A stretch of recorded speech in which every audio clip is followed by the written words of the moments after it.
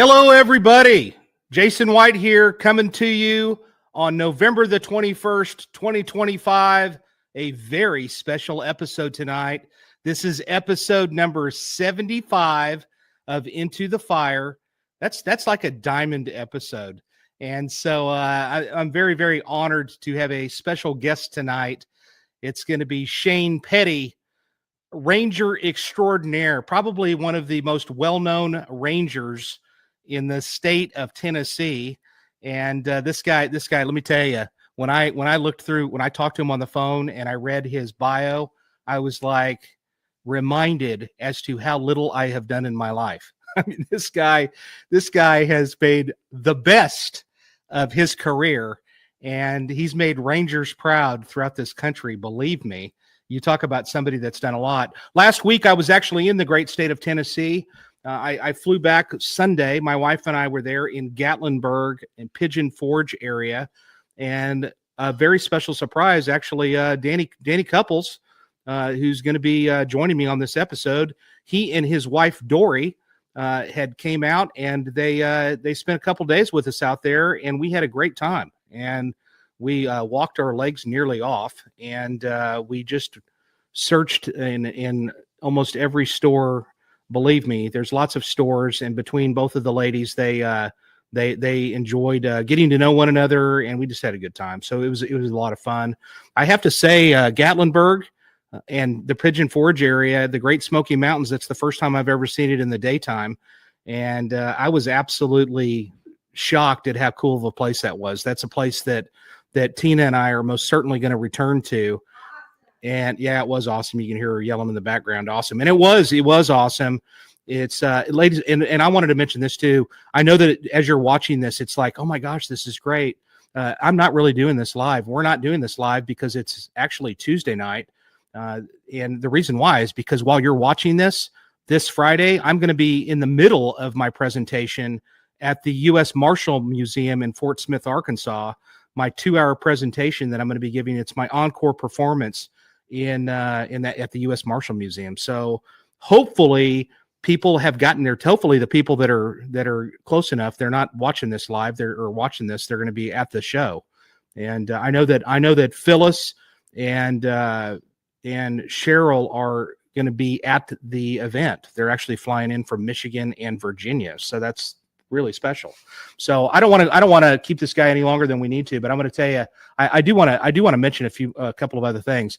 One of the things that Danny and I did that was really, really interesting is that both he and I, we went to the Alcatraz East Museum, and some of the things that are in this museum, there's a lot of different artifacts. Like John, there's OJ's Bronco. That's the Bronco, and that's pretty cool. And it's real cool. I wish I could have went up there and just looked in it and checked it out. Maybe got a little luminol and resprayed it. And that's Ted Bundy's VW. That's actually his VW, not the one that he was caught in finally. This is the one that he actually did a lot of the abductions in Utah and Washington State area. That's the original one. And as we were looking in one of the displays, if you could see it, Kathy Kleiner's book, and Kathy Kleiner, who was a guest on this show, she was actually nearly beaten to death by Ted Bundy from the Chi Omega sorority house.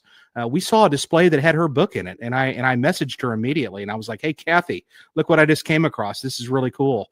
And so she's probably going to get in touch with them and see. We messaged back and forth, and I think she's going to get in touch with them and see if maybe she can do a book signing there at the museum, which is pretty amazing. But anyway. Very cool. I recommend the museum. It was a lot of fun, and I actually read a lot of the different things. It was worth taking a look at it. Furthermore, if you're law enforcement, they'll give you a discount too. So keep that in mind. So nevertheless, this is episode number 75. We're going to bring Shane Petty on the show, and Shane is a legend in the great state of Tennessee when it comes to the state Rangers. Shane is currently the operations chief for Maury County Office of Emergency Management, where he oversees day-to-day operations for the office as well as the search and rescue program and the department's canine program. From 1989 to 1993, he was a park ranger for Henry Horton State Park and later became the assistant chief. And in 1997, he was named chief ranger for all 56 state parks, overseeing 250 state park rangers and all emergency operation teams, which included wildlife, fire rescue, search and rescue, horse-mounted, and their canine search and rescue team until his retirement in 2023. And really, when I look at that and I'm looking at the years, man, he became the chief pretty darn quick. He wasn't with him that long, so he apparently turned a lot of heads, and he was doing a great job. Chief Petty has also been involved in or ran over 2,000 search and rescue missions for lost and injured people, and has captured over 280 missing persons with his bloodhounds. He has authored 2 books on search and rescue, one of which is Lost and Hound, and the other one is So God Made Rangers. Definitely, you should check those out. And he belongs on several search and rescue boards in Tennessee, and is a co-founder of TSAR, which is the Tracking and Search and Rescue, in conjunction with the Tennessee Law Enforcement Academy, where he has been an adjunct instructor for 29 years. And he's a speaker. He speaks all over the place. So if you're listening to this and you're like, hey, we need an interesting speaker, you might have your guy right here, both he and I, and you could just have us both come to your conference. Let's bring on both. Danny Couples is joining us too, because Danny's a buddy of his. Thanks for being here, Danny. I appreciate you co-hosting again. And I pay you big money to be here, and I appreciate it. And let's bring on Shane. Thank you for being here, Shane. Great to meet you in person, and thanks for being here, man. It's a real honor. Oh, no, honor is all mine. Appreciate you having us, and come see us in Tennessee again. Loved it. And matter of fact, my wife and I, as we were driving back, I was like, I could actually live in this state. Honestly, it's just so pretty. And the people are friendly to another level. Oklahoma, they're friendly, but there's something special in your state. So, but anyway, so tell us how you ended up getting. By the way, and I got to say this, or I'm going to get in trouble. Danny, my wife wants me to tell you hello, and tell Dory hello as well. I will. All right. So, but anyway, we had a blast with you guys. Really. Let's talk about, how did you even get interested in this career path to begin with, to become a ranger? I'm probably one of the most blessed individuals ever.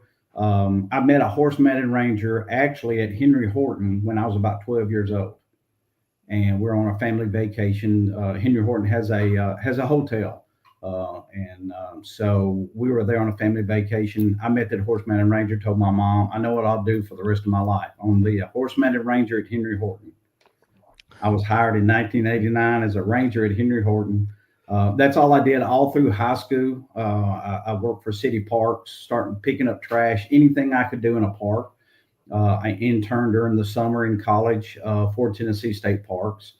And when I graduated, when it came my number, we had 50 plus state parks. I'd go anywhere to get a job. It happened to be close to home at Henry Horton. And not more than a year after that, I became a horse-mounted ranger at Henry Horton. So fulfilled my childhood dreams and goals pretty quick.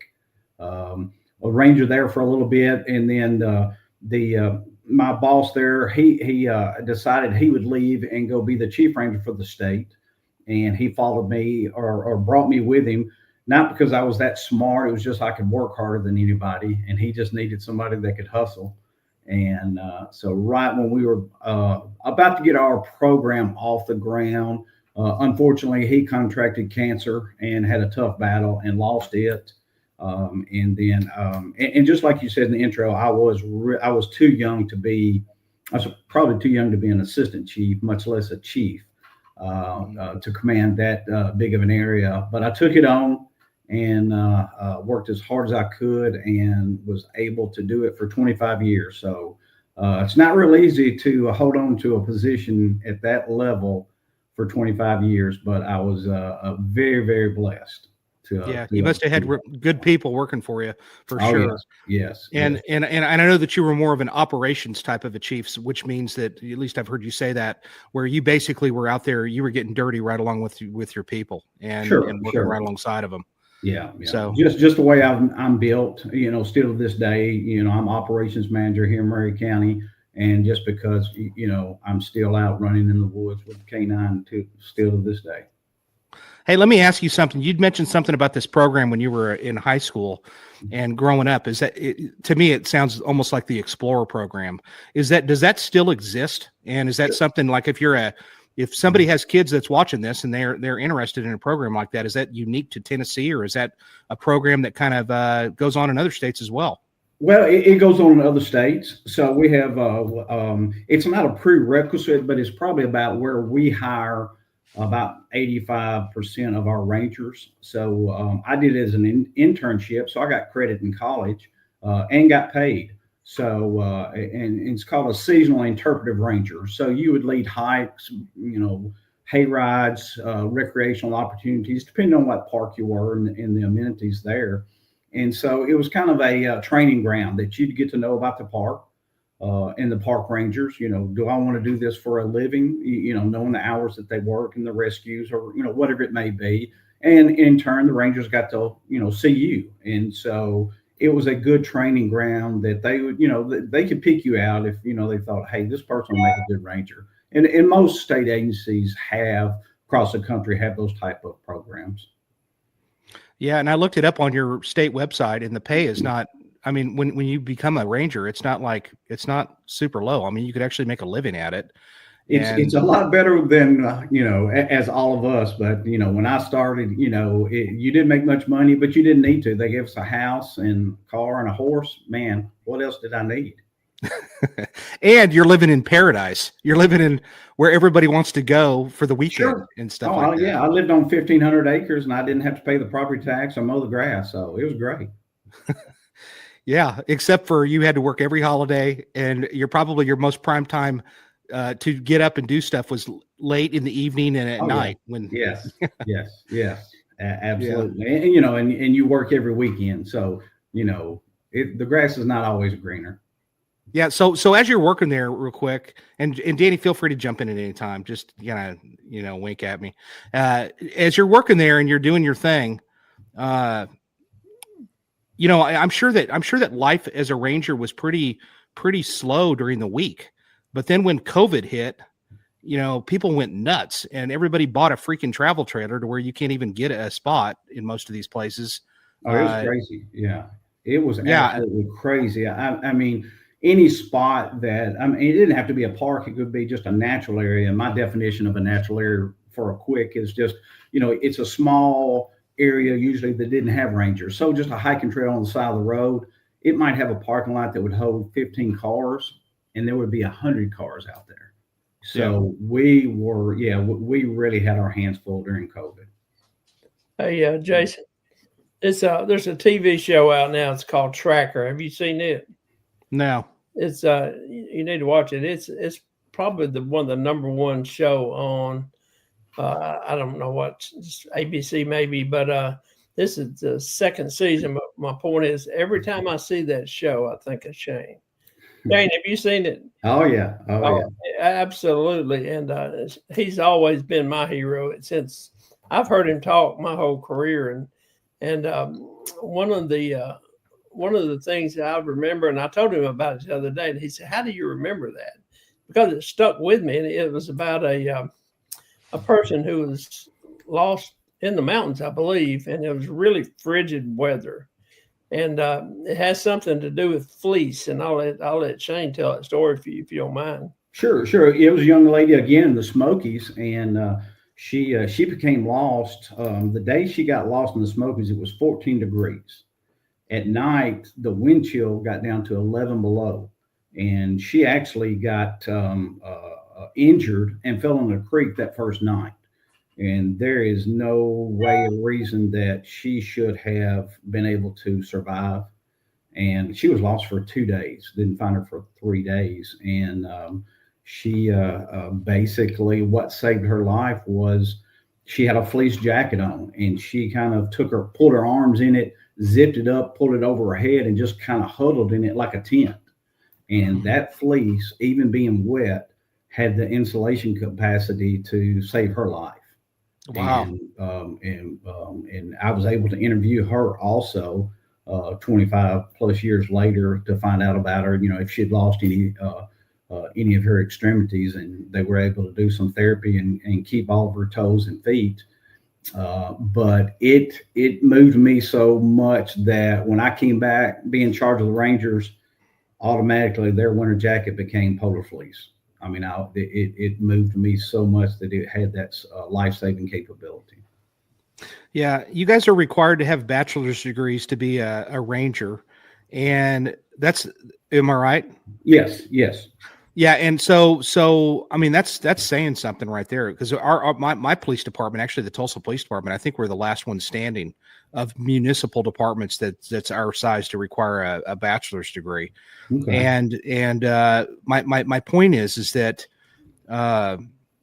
you know, you have to have a tough time getting people wanting to do that job at this point. I know that we do, and especially with the schedule and stuff. Now I'm sure you get nature lovers, man, that just love the outdoors. They love fishing. They love all of it. You can still get a house that's the ranger house, right? But they just pay a lot. They pay a lot less for it.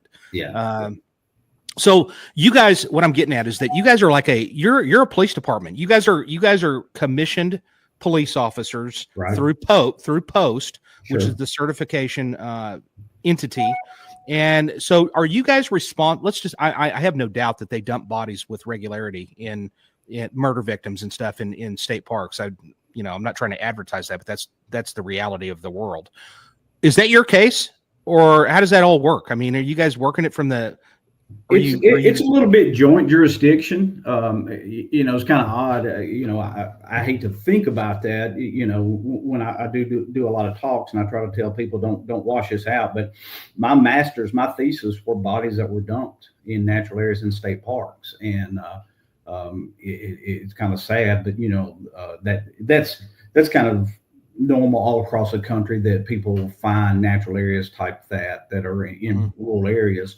But we certainly don't have the investigative capacity and background and training. So we're going to usually lean on our local sheriff's department, or here in Tennessee Bureau of Investigation. So we would be heavily involved, but we're going to, use people like you that, that's what you do every day. It's certainly not what we do. So we're going to lean on those local jurisdictions to assist us in those areas. Shane, I never did fulfill my promise to you years ago. I was going to set up a training for some of your staff on how to respond to bodies that's found in the wilderness as a death investigator side. Sure. And I never did get that together for you, so I apologize for that one. We'll still maybe pull that together for them. I still work with those folks pretty much. I'll always be a ranger, so I still talk to them an awful lot. Get with me, we'll get her done. All right, sounds good. Yeah, that would be cool. And then the other thing that struck me about your state is that it takes 9 hours to drive from one tip of your state to the other. I had no idea. Yeah, I know it's a long state, but 9 hours. And I think I heard you say something that you've driven like 1.5 million over 1.5 million miles in your car. Is that right? Yeah. It may be a little bit more than that. I kind of added up all the vehicles that I turned in over the years, and I think it was around about 2 million, something like that. Really? So, it'd be odd. I'd be at a store somewhere and somebody'd see me in uniform and say, "Now, what part do you work?" And I'm like, "It depends on where I woke up." It's usually where the emergency was, but that was the excitement about the job. I got to see places in Tennessee, that most people just don't get to see. Yeah, I bet. And that I was hearing something about James Earl Ray, and that's the guy that trained you, right? That actually led the search to try to find him from Brushy Mountain. Mountain? Well, James Earl Ray, he was the killer of Martin Luther King, and he's actually escaped from Brushy Mountain. And one of the gentlemen that took a bloodhound was a former FBI agent. Bob Swade was my mentor. Bob got me my first bloodhound. He got me on those first searches of the 2 kids in the Smokies, and then got me my first bloodhound. So he got me started in that. So my mentor was one of the individuals that helped track down James Earl Ray in Brushy Mountain. Some of the cops, I was out there speaking at the Tennessee Crisis Negotiator Association. Shout out to them. Great conference. It was their second annual. Great people. But I was talking to some people, and they said that Brushy Mountain, that they basically, and correct me if I'm wrong, and maybe they're just telling me this, but they said, oh man, that place is around that prison is infested with rattlesnakes. That they basically imported them in there to discourage people from taking off out of that prison. Is that true? I don't think I would buy that they imported them in there. That's kind of a myth in Tennessee, but it's a very rugged area. Actually, we have a park, Frozen Head State Park, that butts up to the park. So lots of times when the prisoners would escape from there, the rangers have to be on, pretty high lookout because they very well could end up in the park pretty quick. Yeah. So tell me about a day in the life. What was the day in your life? Because what did you do? Did you just pick a state park that you're going to go? All right, today I haven't been out here to this one park. I'm gonna just take a trip. Well, now usually it depended on the emergency. Of course, part of my job, I was in training, so it would be training rangers. But I did all emergency response, so it would depend, and we had everything you could imagine. People get in the wilderness area and just accidents happen. So it could be a drowning, it could be a wildfire, it could be a missing kid, missing person, anything of that scenario. It could be just a natural disaster, an ice storm, tornado hit, anything to that capacity. Here just a year or so ago, we had the Hurricane Helene come through and hit right on the East Tennessee, North Carolina border. And it wiped out 2 or 3 state parks. One, it just took it off the map. It took every structure off of it. David Crockett birthplace, they've had to rebuild it from scratch. And so that would be what we would have done is we would have responded first with search and rescue and recovery, and then having to help rebuild the community and the park itself. Yeah. Wow. So it really was. It was whatever park that I, ended up in. And of course, I was over our horse mounted patrol. So we would do a lot of big events, whether it was 4th of July, any big event may be, or governor inauguration special events that I spent a lot of miles with pulling the horse trailer. Yeah. Do you get to know the governor pretty well? Is that one of those deals that you're? Yeah. You get to meet him. Yeah. I worked in my tenure. I think I worked 9 different governor inaugurations. And so you get to meet them and, special details. So I've got to, get backstage, so to speak, and meet most of them, get your picture taken with them. So that was always a great honor. Probably a president here and there that just, maybe. I don't know. Yeah. Well, I didn't get to. I tried pull some strings to go when I was at the FBI Academy, and I wanted to ride a horse on the grounds of the White House. I had done some training for the U.S. Park Police, and they said, "You come, we'll let you ride all over the White House." And when I came there, it was 2 weeks after 9/11. And they said, "Shane, it's not going to happen." But they pulled some strings and they let me get on the grounds. And I'd always heard there were SWAT guys in black uniforms on top of the White House. And when I walked out there and got on that horse, those guys took notice of me. So they knew I was not supposed to be there, and I was not supposed to be on that horse because I wasn't in uniform. Ride his horse to the White House. Yes, I thought I had lived my last day that day. But oh my gosh, yes. Because I asked the park police, I said, "What are those guys doing?" He said, "They're pointing guns at you right now because you're not in a park uniform." Oh my goodness! I got on the horse and got off before they even took a picture. I said, "I don't need a picture. I experienced it. I want my life." So, yeah, right. My gosh, that's a story in and of itself, man. It was pretty cool. Yeah. So all right. So I asked you off there, what's a case or two that to you, your dog had actually found 250 something people, missing persons. Well, it's kind of the first 2 searches I went on, like I said, was in the Smoky Mountains for a couple of lost kids. And coming off of those 2 searches, what got me, the first individual, young boy, unfortunately, he fell off about a 100-foot cliff in the Smokies and to his death. And then about 8 months later, we were back up in the Smokies looking for a 9-year-old that was lost in the Cleveland's Dome area.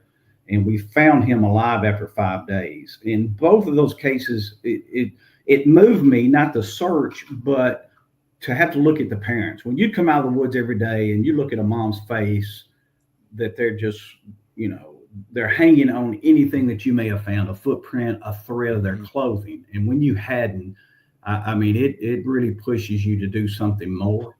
And so that pushed me to do canine. And so I started a canine program with state parks. And what got me into a very interesting career is I would be asked by local law enforcement agencies to come assist them with missing persons. And then it would be criminals. So most of my cases are almost about 95% criminal. That's not the way I designed it, but most agencies don't really need a bloodhound. They maybe need them once or twice a year. And so it's not really feasible for them to have them. And at that time, I was kind of the only bloodhound around in Middle Tennessee.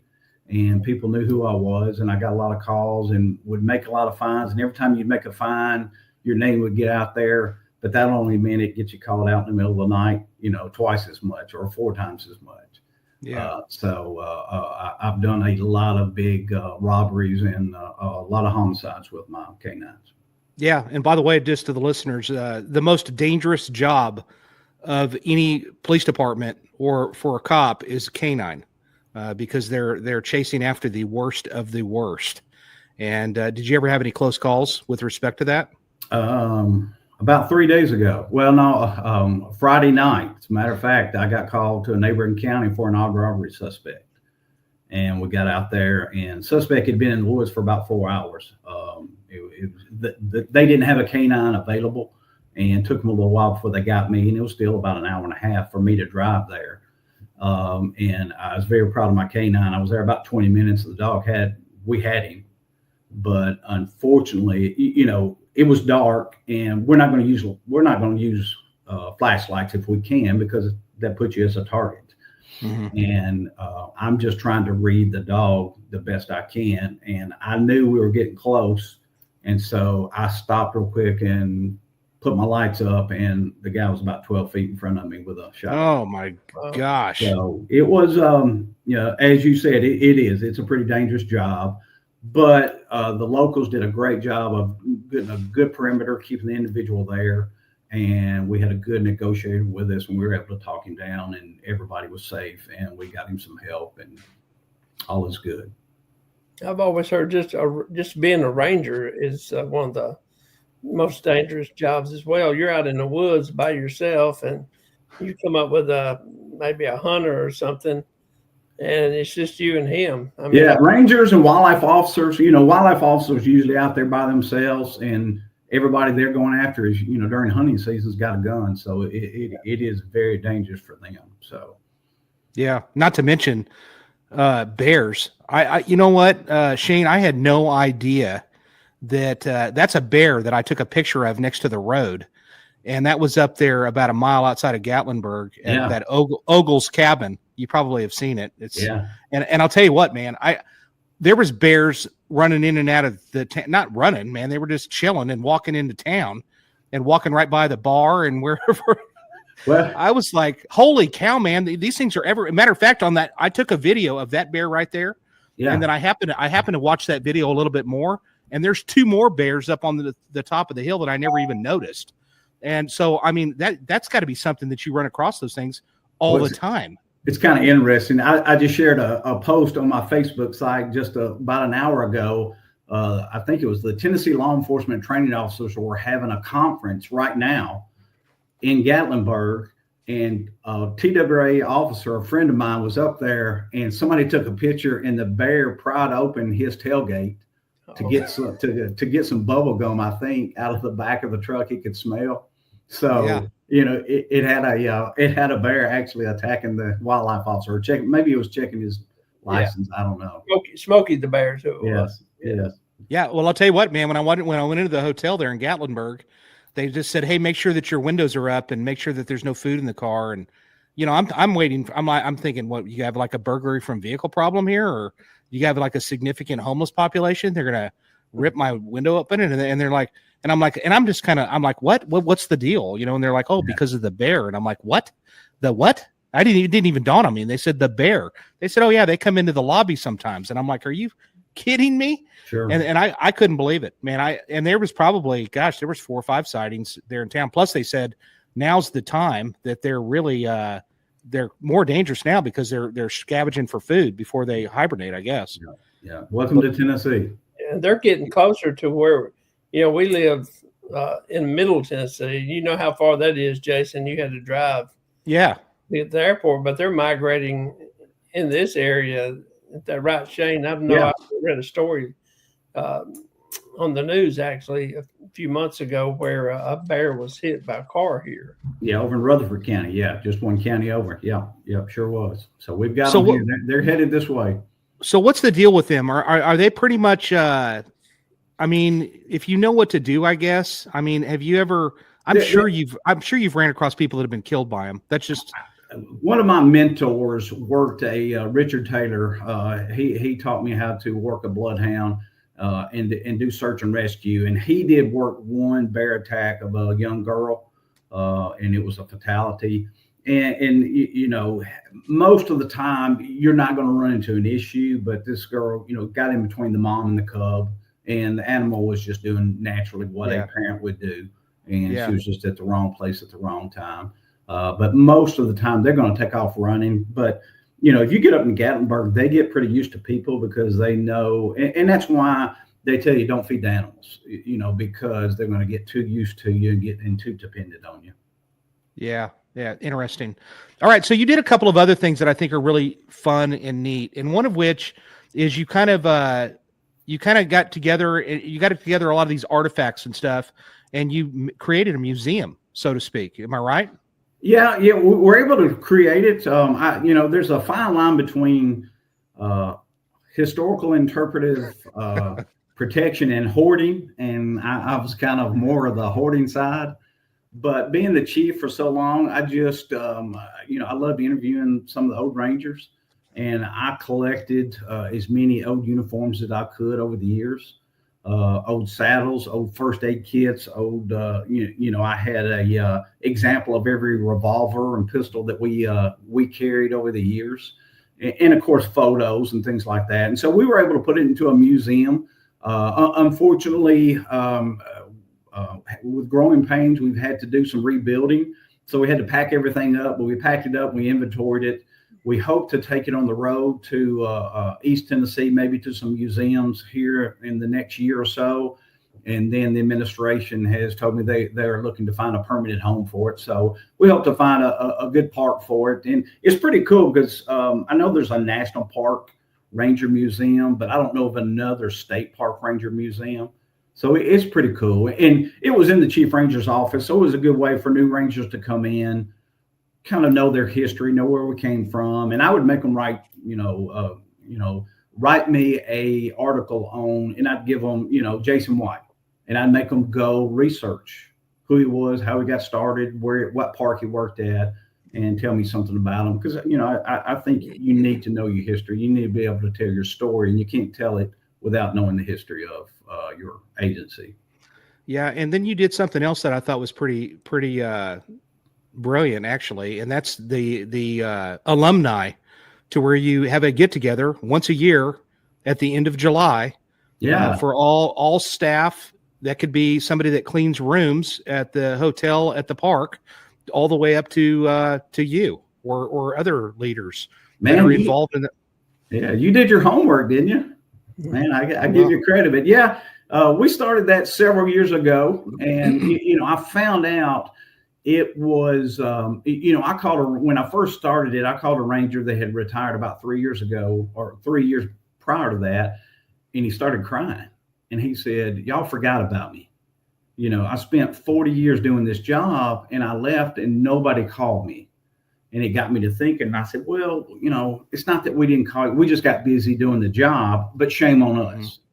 Mm-hmm. And it taught me that you get in a job that all of us are in, you live it. Your family lives it. And especially when you're a park family because you live on the park, and they end up dealing with as many campers as the Rangers do sometimes. So and then I spent so much time in all the parks. I would stay in their houses. I'd be at their house on 4th of July because I was working a park lots of times more than I would be mine. So it became a good family. So we get together. We do it at the end of July because that's right around World Ranger Day, and we celebrate World Ranger Day. But it's not just for Rangers, as you said. It can be somebody, one of the maintenance guys that worked at a park, one of the administrative persons in the office, or somebody that cleaned the bathrooms at the picnic shelter in the hotel. And we're all a family. We come and get together and tell stories and show photos, and do a little memorial video of folks that have passed on, and just try to protect the legacy of our history of our park system. Yeah, it's just like when a cop retires from a police department, it's like their identity has just been stripped from them. Absolutely. Yeah. And you got to be careful about that too, because these guys, that's their whole family, and once they're out, they're out. And yeah, and that's I think that's brilliant that you put that together. Actually, where is the National Ranger Museum at? I believe it's in Yellowstone. Oh, okay, nice. If I remember correctly, I believe it is. And something that we're hoping to do is we're going to take. We've already started doing a couple of them. We're taking our alumni and putting them back out in the parks. Leading some hikes. Taking the ones that their strong suits, what they were able to do. And I'll probably end up doing some search and rescue or canine stuff, demonstrations for groups. And same thing I would do with the kids is educate older folks that are out there hiking and things, the dangers. So, I get to be a ranger for an hour or so. And so we still try to get the alumni out there. And, we put a lot of money into them. We might as well get something back out of them. Yeah. Is that near Old Faithful? It's where that ranger. I'm not positive, Danny. I apologize, but I think Yellowstone was it. Yeah. Yeah, because I was out there this past summer, and I remember seeing it. I think you're right. Yeah. Yeah, Danny. That light bulb that you're involved with, it's the Locator 911. Am I saying that correctly? You had this first time. Yes, it is the Locator. For the first time I got it right. Yeah, the Locator 911 bulb. That's it. Amanda, ladies and gentlemen, if you're looking for a gift for your loved one to make sure that they are taken care of, and that emergency personnel, if they happen to have a medical condition or something along those lines, we're taking a pause for a little commercial break here. If you I don't know that you could buy a better gift. This gift is something that could save their life, and it's something that leads the EMS crews straight to their house. And believe me, in a rural setting for sure. And they're working on a lot of amazing products that I can't even mention right now, but they're right around the corner. Amanda, show up that quick little video.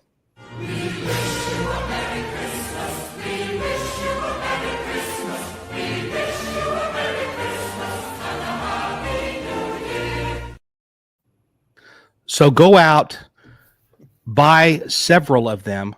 They and by the way, Danny, while I was with Danny and we were walking around this Christmas store, I don't know what the heck it's called, but I don't know how the heck I managed to get out of there without spending a dime. But in this store, Danny's sitting there checking his phone. He goes, "Yeah, we just sold 100," and so he sees every single one that gets sold. So it's a big deal.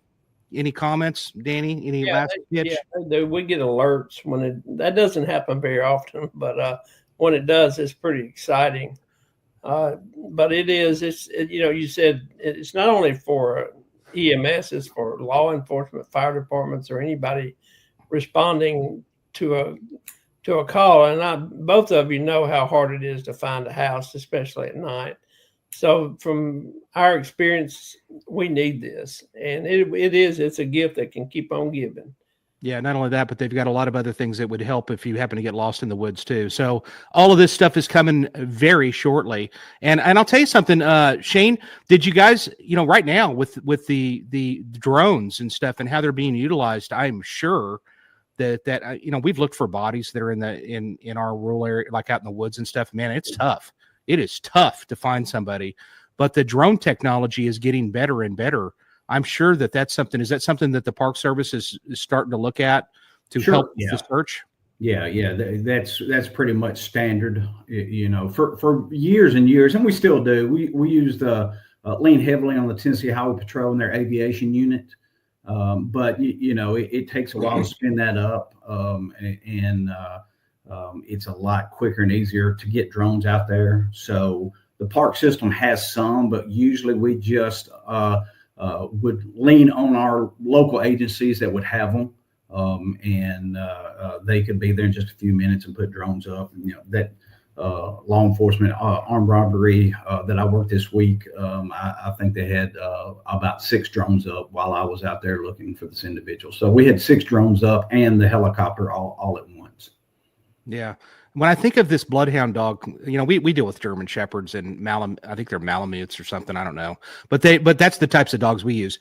And when I think of bloodhounds, I'm thinking like Cool Hand Luke, where he's escaping and running off in the woods. Are the bloodhounds, is their sense of smell like exponentially greater than like a German Shepherd? Well, you're going to get me in a big trouble. Because you can put 100 of us in there, dog canine handlers, and we're all gonna brag on our dogs. So every dog has their ability. I just did my research. I felt the bloodhounds were. My mic drop is I say, well, I have found 287 individuals in my career that the dog actually found them.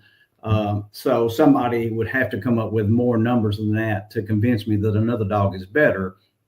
Now, I've done it for about 33 years, so I should have, a good number of finds, but they just have a great ability to discriminate. In other words, give them a scent article of one individual. Or I'll give you an analogy. The gentleman that trained me, he said, look, have somebody lay a trail on a golf course early in the morning, let people play on it all day long. Come back that evening, give the dog a scent article, let them try to find the individual. If that dog can do that, then you've got a really, really good certifiable dog. And that's tough to do, to have that much contamination. But, if you think about it, you go into a scene, in law enforcement asked me to trail somebody that went into a house and committed a homicide and ran out back. And if 15 law enforcement or EMS people have been in and out, there's sin everywhere. So I'm wanting to ask that dog to find that one individual instead of everybody else that's been through there. And that takes a lot of training to put that dog into it. I feel the bloodhound does that the best, but that's just my area.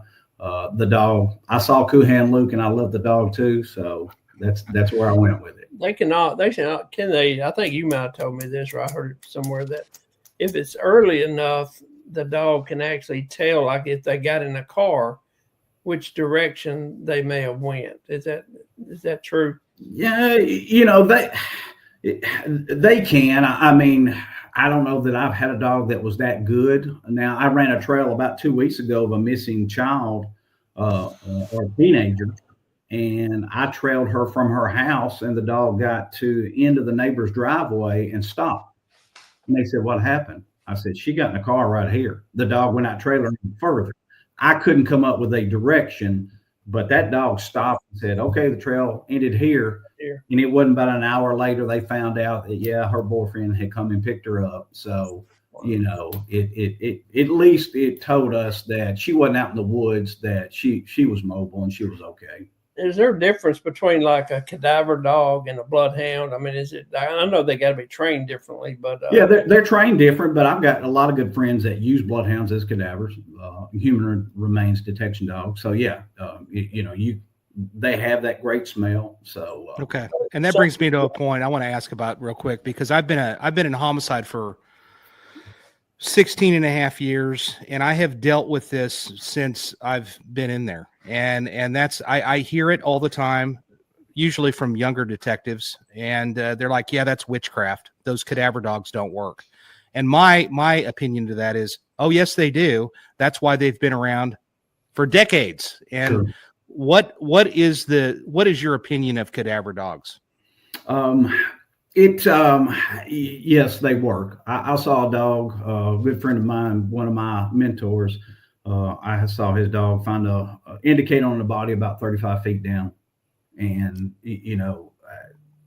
I wouldn't have believed it until divers went down and brought this young kid up, and that sold me right then and there. Wait a second. You mean divers? Yeah, the dog would indicate that the gases were coming up, and the dog would bark, indicate, hey, there's a body down there. And so then we would bring in divers to go in and dive down and find the body. Wow. Did you ever have any luck with like buried bodies out there and so forth as well? Well, my job, we were talking about Hurricane Helene. My job became in Tennessee because I've worked so closely for so many years with the Tennessee Emergency Management Agency. I had the Department of Health and Department of Safety and the Highway Patrol calling me saying, Shane, get us cadaver dogs. So I sent probably dozens of cadaver dogs toward HRD dogs to Helene. And then a lot of them, I've got some really good friends that are really good dogs with the task force, one out of Memphis, and they went to Texas and to Helene. So they wouldn't, they do a lot of training. I mean, it is very rigorous, and the certification is really, really tough. And so, they just have a great ability. They're just a tool in the toolbox, just like everything we use. You can take them out there and not find, on this case, they didn't solve the case. But just the other night, with 6 drones and a $10 million helicopter in the air, they didn't find the guy, but the canine did. So it was just his night. We were just at the right place at the right time, had the right training, and were able to locate the suspect. So you just try to use every tool in the toolbox, whether it's a drone, helicopter, whatever it may be, blood splatter, fingerprints. Try to use them all in that investigation to find that missing person. Yeah. And did you ever have any close calls with snakes?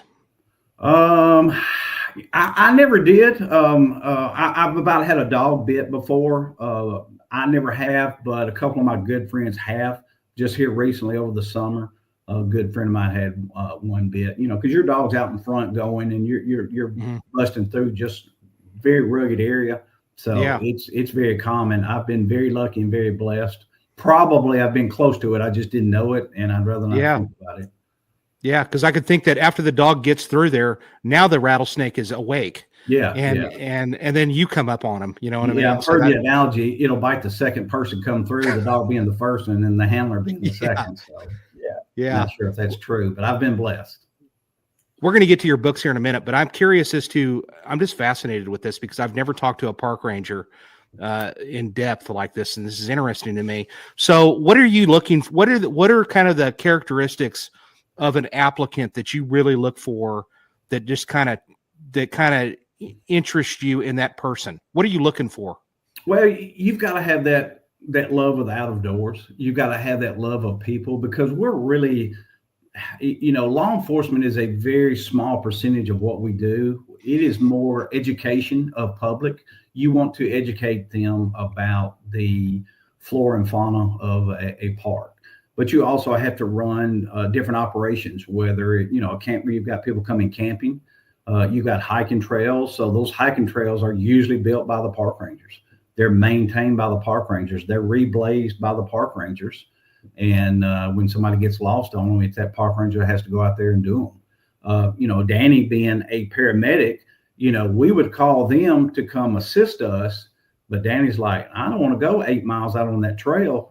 If I don't have to, I want to, you go get the individual that's injured and bring them to us.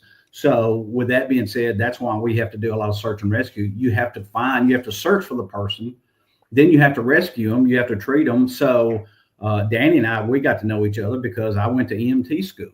So many of our rangers, they're either EMRs or a lot of them are EMTs. And we have several that are paramedics just because of, we have, if we have an individual have a heart attack 8 miles out on a trail, that can be a very serious, because, we're going to be limited on how much oxygen we can give them because of the supply that we can take with us. Yeah. That's funny. Interesting. On that show I was talking to you about Tracker, last night's episode was a guy just like that. It was way in the mountains. He had fallen and hurt his head, and the ranger that was there, they were capable to they had their kit, their jump bag, and take care of him, because just those two guys out there. Yeah. And he was able to do it. Do they? That's not a required training for new ranger or a new park person. Well, yeah, one of their first requirements is go to the police academy, and then next one would be go to medical school, and then we would start putting them in the search and rescue end of it. Now it depends on what park they are. If they're at a day use park that's a historical interpretive park, they may not go through that training if they didn't need it for that park. But they also would be on our special ranger response classes or teams. And so we'd still put them through those classes. We did a lot of helicopter hoist with Tennessee Highway Patrol. So instead of having to carry somebody 10 or 12 miles in a stretcher that would take a long time, we'd call in aviation, and they would be able to hoist them out in a lot quicker time to really save somebody's life. Yeah. Do you guys kind of keep a pretty good eye on how many people are going into that? I mean, I don't know. You can't monitor everybody, but you guys have I guess you look for cars. I guess you look for cars that are sitting out there at 2:00 in the morning and there's nobody around, and you're like, that's not good. One of those deals. Well, the last search that I did as chief ranger with state parks, and that's how they all start. The ranger's getting ready to leave. They're going to go shut the gate. It was wintertime. It was February the 23rd, I believe. Ranger walks out and sees that one car in the parking lot and says, "Oh man." And so, you have to make the determination, is this a lost hiker, or is it somebody that is what we call ROW? Are they in the rest of the world? Did they just park there, jump in with a buddy, and go eat and said, "I'll come back and get the car later on"? Happens every day. Yeah. But my last search, that's how it went on. Or went off with their girlfriend that the wife didn't know about. Well, that has happened on a time or two. So they really get a good scolding when they come back. They come back and the gate's locked. And so, well, let's just call your wife down here to come pick you up. How about that? I got a little quick story, Jason. I don't know, a few years ago, it's probably been about 5 years, I guess. I was over in West Tennessee. Like you said, Tennessee's a big state. So West Tennessee, it's another 2 hours from here. I had met a buddy of mine that we're going to go to a casino in Mississippi, and we decided to do it back then. And I thought, where can I park my car? There's a state park here. I wonder who I could call. So I called my buddy up, and I'll tell you what, Shane. And when I went in there, I parked my car, and I went into the park office, and I said, "Hey, is it okay? I had a friend of mine call, Shane. Oh, are you Danny? Yes. Just park it right over here, and we'll watch it all night." And I did. Not everybody can do that, so I felt pretty high that I knew somebody really important. Well, that didn't take a lot of effort. But now Danny Fleming, our friend paramedic, he called me in the middle of the night because he took a scout group to a park and didn't realize they closed the gate at dark. And it was about 11 o'clock at night. And he's like, "Do you know anybody at this park?" I said, "Well, of course I know everybody, but I hate to have to wake somebody up." But for Danny, I woke him up and they opened the gate for him. So, and we are going to get to your books, but I want to ask you one thing before we get to there. Sure. And I talked to you a little bit off air. Out of all these rescues, you've been involved in, and I know that the first couple that was kind of, it got you really, really interested in that aspect of your job. Of the rescue, and right. I'm sure you're probably it's an adrenaline thing, man. It's a big deal, and etc. But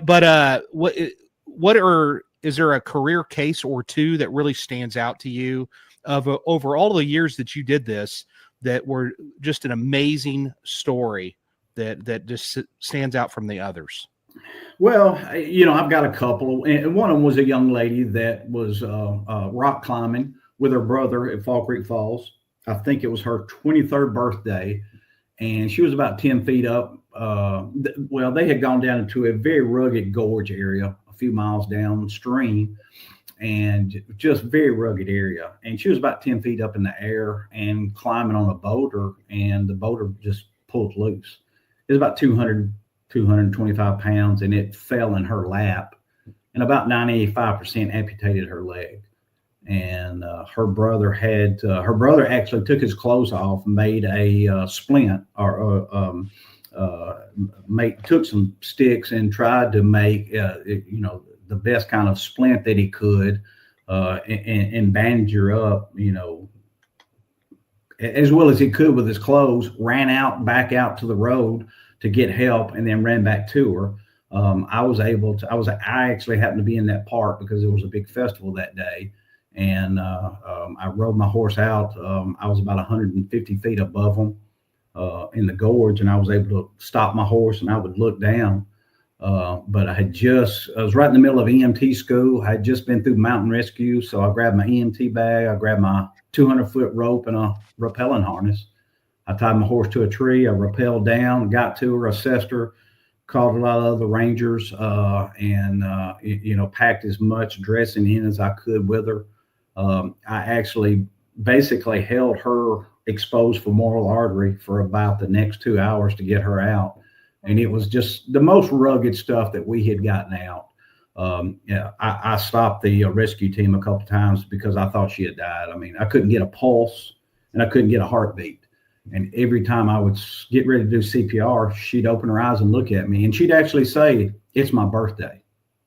And I said, "What?" And we take off again. And I met her several years later, and she said, "Do you remember singing happy birthday to me?" And I said, "Girl, I'm a professional. I wouldn't have done that." And then all of a sudden it hit me. I said, "I sure did, didn't I?" I had forgotten that. I guess I blacked it out, or the trauma, the stress of it. But when we got her out and put her in a helicopter, the ambulance attendees told her brother, "You need to go to Chattanooga and identify her body because she didn't make it." And we got a call later that night that she did make it. And matter of fact, the next day I put my horse in the trailer and I drove all the way to Chattanooga with a horse in the horse trailer. I just wanted to look. And so I went into the emergency room, and sure enough, there she was. They put 11 liters of blood in her that night, did multiple surgeries, and put her back together. And she's alive today, had 2 kids. She had about 367 staples, I think. Had 3 or 4 different total hip surgeries, but she's still mobile, still going. I think she's surfing right now in Hawaii, if last I heard from her. So she still got her leg? Yeah, they put it back together. It's unbelievable. It's unbelievable what they did. So the good Lord he was with us on that day. Yeah. And did you say you had a second one that comes to mind? Well, it was my last search that I did. It was the one where we talked about the parking lot, and it took us 417 days to solve. And I know I saw in your intro, you had the old crime scene where you would put the push pins in and draw the string, to all the different. That's what we did with this. This thing it'd make a Netflix series. I go around a lot of the state, and I do this search. I do it about 3 or 4 times a year to different search teams, and I give them a scenario because I used every bit of search and rescue resource and idea and technique that I could imagine, whether it was helicopters, drones, dogs, kayaks, underwater cameras, divers, everything you could think of, and I could not find this guy. And it just plagued me, and I just stayed on it, and it became my cold case. And I told everybody, I will find this guy. And when I do, it's going to be the highlight, and I'm going to retire. I'll retire on top. And it took me 417 days. I found him and decided I better be a man of my word. And so I did retire after that. But we were able to use the technology to be able to find him. It could have been anything that you run into, Jason. He could have been in a different part of the country because he had done it before. He could have got a ride. He could have, a lot of things could have happened to him, but he had actually just had a bad accident, fell off a cliff, and it was kind of like an avalanche. It covered up his body, and he just couldn't find him. And we used some geocaching technology to find his phone, and by using that, and had to dig out his body and finally found his skeletal remains. Any animal activity? Oh yeah. There weren't many of his bones left. Most of them had been scattered. We were able to find his skull and about 14 bones, but most of them were scattered. Yeah. But one of the most interesting things, one of my buddies that just helped me forensically from computer side of it, he said, "I promise you, when we find this guy, whether he's dead or alive, he will have his college ring on." Every picture we could see on Facebook, he would hold his hand up and have his college ring on his middle finger. And on that day that we went to look for him, we took this buddy of mine, Clint Dearberry. He had the idea to take a metal detector, and with the metal detector, first we found his cell phone. Then we dug deeper and we found the body or the skeletal remains, and then we found his class ring, which had his name in it, which was able to really identify the individual. Oh, that had to have been gratifying for you to find. Yeah, it was. I mean, I'm just like you, Jason. I lost a lot of sleep. I'd wake up in the middle of the night and go, "How do I miss him? Where is this guy?" I'd get on Google Earth, try to research and go, "What did we not do? Where did we not look?" And I mean, my wife would tell me to leave in the middle of the night. She's like, "If you're going to sit there on the computer and wake me up, get out of my house. Go to the park. Go out there and look for him." Your wife's done it to you. You wouldn't be laughing if it hadn't. Oh, I know. Oh, you know how it is. I do. All right, let's talk about these books. So you've got 2 books. Amanda, throw those pictures of those books up there. There's one, Lost and Hound, and then the other one is that one. So God Made Rangers. And tell us how that all started. Where you sat down? Well, I guess like anybody, we've all got dozens of stories.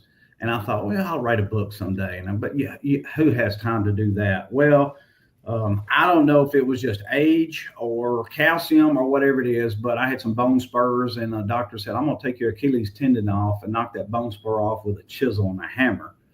And he said, "You're going to be laid up for about 3.5 to 4 months in the bed. You better find something to do." And I said, "You don't know me, doc. I will not be in that bed for that long." And I was wrong. So I took all my canine files and just my wife would feed me in the morning breakfast, and when she'd leave for work, I'd just get on the computer and I just told stories of all my canine finds and just tried to tell it like you were there with me running through the woods. And so I just put that down. And then after I retired, I took a year off and took a lot of our search and rescue stories. And I really wanted to glorify, in the first one, glorify what the dog could do. But the other one, I wanted to glorify and appreciate state park rangers of what they do, and not just Tennessee, but national park rangers all across the country. Of just a lot of people don't realize how many fatalities are in a park and what they have to do to be able to do that. So so both of my books, I'm not a writer. I found out that you can put anything on paper and send a company money and they'll print it. So I did it really. I've got 9 grandkids, and I want them to think I was pretty cool at one time, So when they grow up, maybe one day they'll read it and go, "Wow, he was kind of cool." Yeah. But I don't really. The interesting part of my books, I don't really make any money off of them. What I do is when I sell one, they are on Amazon, but when I sell them, any proceeds I get, they go to a very good friend of mine, Sergeant Lee Russell. Lee was the upcoming star with the Tennessee Highway Patrol and their aviation unit. He was a pilot for Tennessee Highway Patrol. August 22nd of 2023, Lee was in a helicopter crash. He and Matt Blansett in Marion County, and they were in a fatal helicopter crash that killed them, and they both had young kids. Lee had 2 kids, and so all proceeds to any of my books go to his kids' college fund. So just one of those. Lee would do the same thing for me, and it was just what little I can do. I don't sell that many books, and so what little I do is just enough to buy another book and then give his kids a little bit of money for a college fund. So if I can help them. So, ladies and gentlemen, I can't think of a better way to a better book to get, either one of those, and it's going to an epic cause. And so you should look at those, and that just proves to me that you are a class act above. You told me that earlier when we talked on the phone, and I was like, yeah, man, this guy, you're one of those people, man. You're something special. If they had a superhero that was a park ranger with a cape, you're looking at him right here. I think that this is the guy. I'm just like every other first responder. I pour everything into it that I get, and I didn't waste any time. And it might have been an adrenaline junkie. I don't know, but I just enjoyed serving the public, and still able to do it. He's always I love it. A superhero. Always. Yeah. I love it because I think he is, and I love it because I have no doubt that it was probably hard for you to walk away. I bet you still want to. Well, you're still kind of your hands are still in stuff. You're just not across the state. You're in a more confined area. I get to sleep in my bed every night, which is something I didn't do for about 27 years. Yeah. But I'm still in the state parks a lot. I still teach search and rescue twice a year through the police academy, and we do it in a state park at Fall Creek Falls. So, and I still encourage a lot of rangers to come through there because I want to keep on that search and rescue training. The state put a lot of training into me, and I'm still able to give back. So the mentors that I had years ago, now I become them, and I'm an instructor. And so I try to teach them everything that was taught me. So my last way to give back. If somebody wants to reach out to you because they're like, oh man, this is really interesting, how do they get in touch with you down the line? Probably the best way, my personal email would be t.shane.petty@gmail.com. All right. Amanda's probably she's probably writing that down right now. But that's great. We'll get a hold of Danny. He can get a hold of me. So. Or get a hold of me, and then I will put you in touch. There you go. Is that right?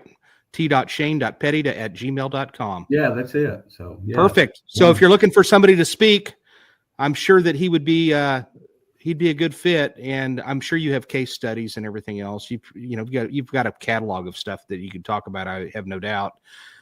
And he's probably going, well, I don't know about a catalog, but he's got a lot he could probably talk about for sure. I've got several. That's when we teach our classes. That's what we do. So we take case studies and say, okay, here's what we did. How can you do better? What's the new technology? And I let them, I let them beat me up. Hey, you can see if you do better, and I learn from them. So I learn from the students. So as long as we're all learning from our mistakes, and try to get better, that's better for the visitor.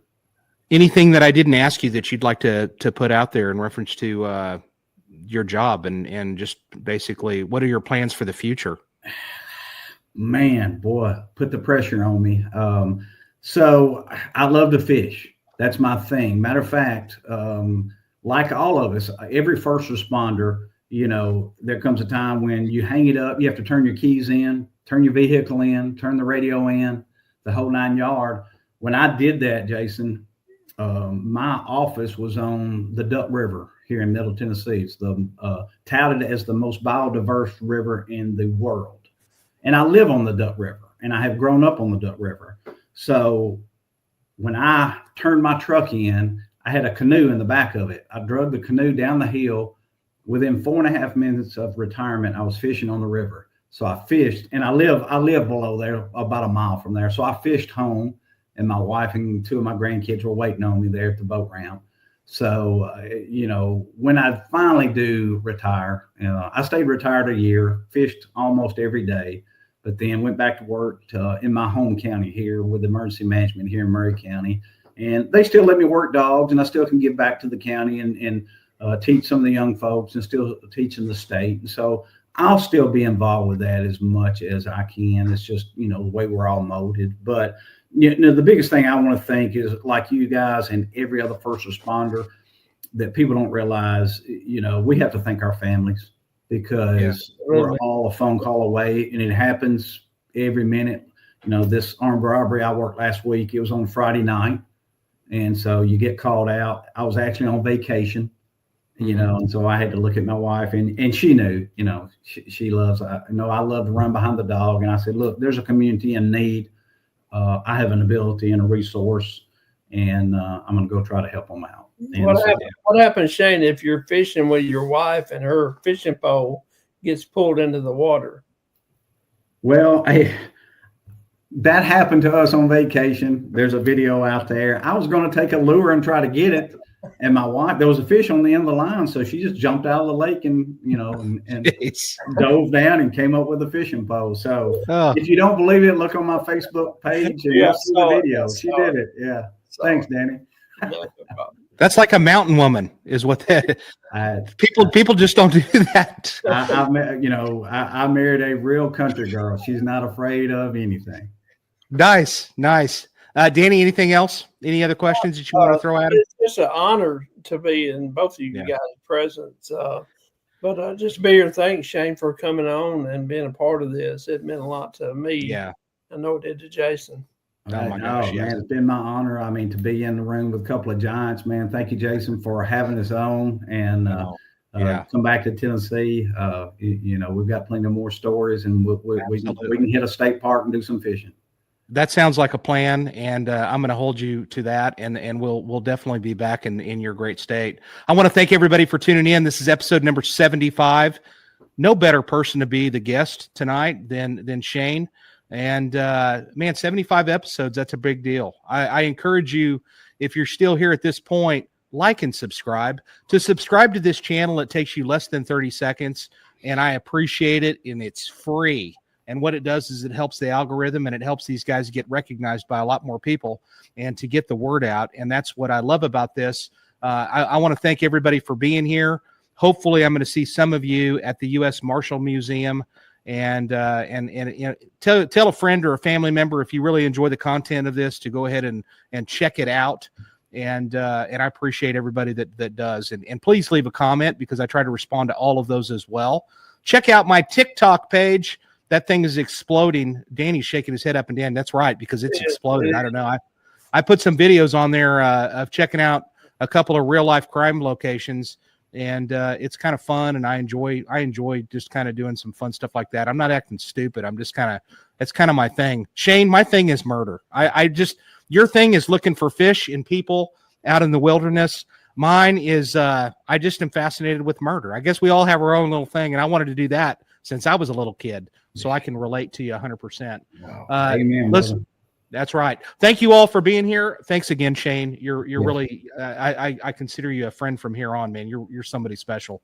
And Danny, I appreciate you coming back and sitting in with us. Thank you for getting with Shane and making this happen.